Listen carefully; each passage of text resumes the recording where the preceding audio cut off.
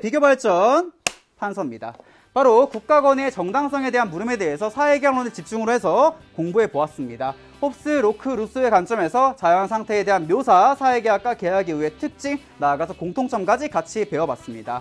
대표적으로 전쟁 상태로 봤던 홉스의 상태와 다르게 로크와 루소의 경우에는 일단 비유적인 평화 상태라고 보고 있다는 차이점이 있고요. 결과적으로 세 명의 입장은 자연 상태가 다 불안정한 상태라는 공통점도 있다는 걸 잡아드렸습니다. 또한 홉스가 자연 상태에서 소유권이 없다라고 했던 것과 다르게 로크의 경우에는 재산권을 갖고 있다는 비교 포인트 잡아드렸습니다. 이 사회계약을 왜 하지에 대한 물음에 대해서 홉스는 자기 보존과 평화를 위해서, 로크는 자연권 보장을 위해서, 루소는 생명 보존과 자유의 회복을 위해서 사회계약을 한다고 얘기했습니다. 그렇죠? 결과적으로 세 명의 입장 모두 자기가 살기 위해서, 안정적으로 살기 위해서 계약을 맺는다라는 걸 기억하시면 되겠습니다. 다만 이제 양도하는 과정에서 차이가 보이고 있는 특징들 확인할 수 있고요. 또한 계약 이후의 모습에 대해서 어떤 모습으로 정부가 굴러가야 될까에 대한 차이점을 보이고 있습니다.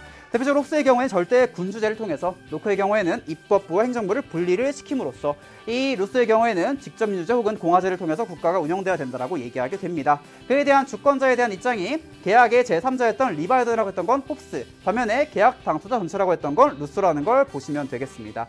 끝으로 그에 따라서 입법권을 누가 갖고 있냐에 대한 물음에 대해서 홉스의 경우엔 주권자인 리바이어더니, 루소의 경우에는 바로 이 계약 당사 전체인 인민들이 갖고 있고 행사한다는 걸 체크해 드렸습니다.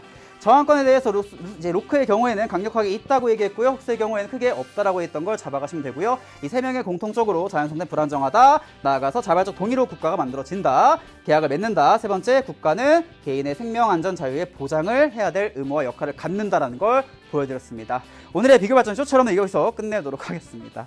이제